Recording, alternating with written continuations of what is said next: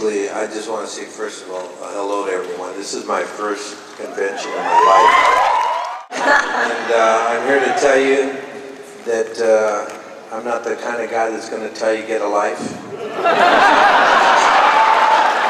I think people that say that... Oh, he's thinking it. I think people that say stuff like that should go get their assholes checked.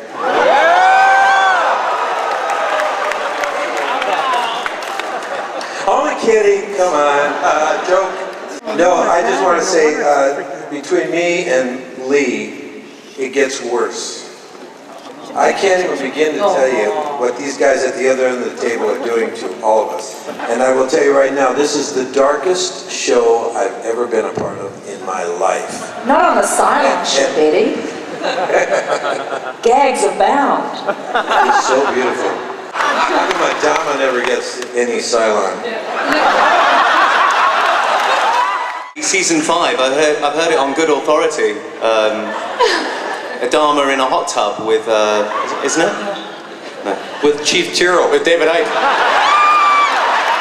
Actually, I've just been... Haven't you seen Brokeback Galactica yet? I can't quit you. And B might be becoming a father? Is that heading in the right direction? Yes. So He thinks he's the father. What are we doing? I would have to say that the relationships this year are so deeply rooted in hurting each other. You're not. I gotta tell you, I'm not kidding you. I mean,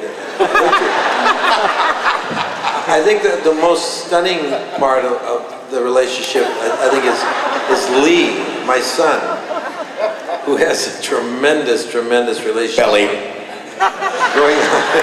Going on with Duella and Starbuck that is just really out of page 6 in New York. You'll enjoy it. There are a lot of couples at the beginning of the season. I'm curious. A lot of people leave us too. They'd be very saddened by that.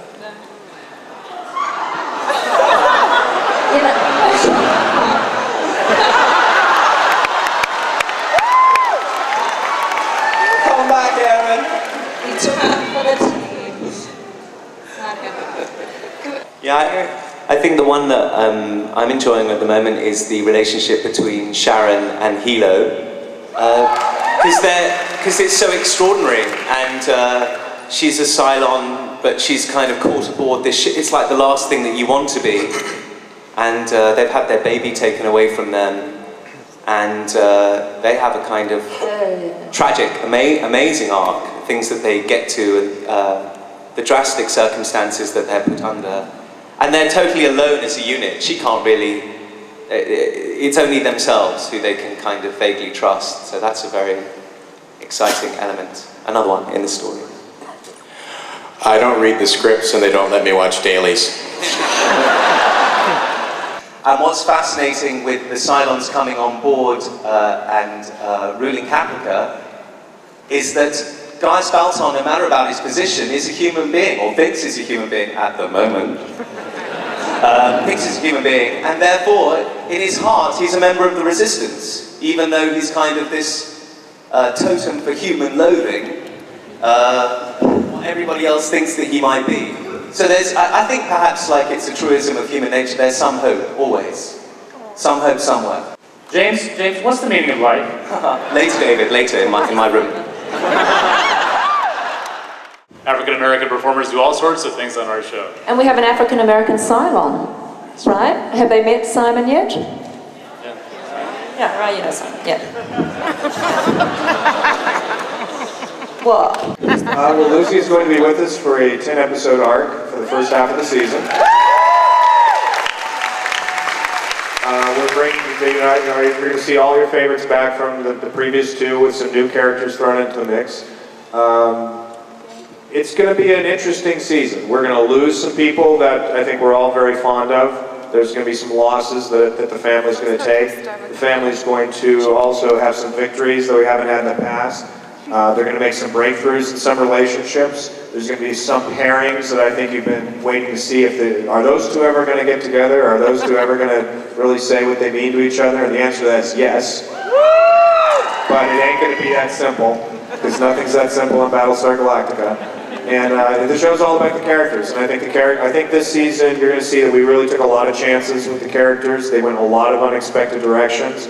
And I think it's going to be an interesting and fulfilling ride for all of you. Yeah, but don't let that comment about that we're going to be losing some people worry. I mean, virtually everybody here makes it, so it's not more or less. Delve into some really big philosophical themes that are, I think, interesting more and more people at this time about the way civilization. I think that the fact that what the writers and Ron, especially and David, have been able to create, and the darkness comes from the realities. You hit it right on the head. The reality of what we're touching is something that we know very well. And it makes you rethink your own sense of what it is. Because somebody just said, the good and evil.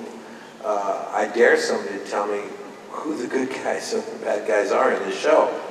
Because as you start to get into it deeper and deeper, you start to realize that the Cylons are much more cohesive in understanding their experience and what they're trying to get out of their experience than the humans. Like we say, we end up, I'll just put it to you this way, in the show this year, we are going to touch the issue that is most affecting the planet, which is the pandemic. The pandemic, which is coming, and you all know it's coming, and yet nobody really is preparing for it. The pandemic of the bird flu. And, a lot of people say, until it hits you, like it hit in 1918 and took out, 40 million of us, you don't really get it. And in this case, we use it the same way that the English used it against the indigenous people here in the United States of America. And we use it, the human beings use it against the Cylons. And we spread a pandemic amongst them, and it's incredibly difficult to take, the psychology of it. It's just incredible. And then you realize that what else are they going to do? I mean, there's nothing left. There's only, I'll put it to you this way, at last count, we were less than 38,000 people left, human beings. And so you'll have to figure out how we got from 49,000 at the end of the second season to now this new number that you're looking at now, 38,000, and we're losing fast.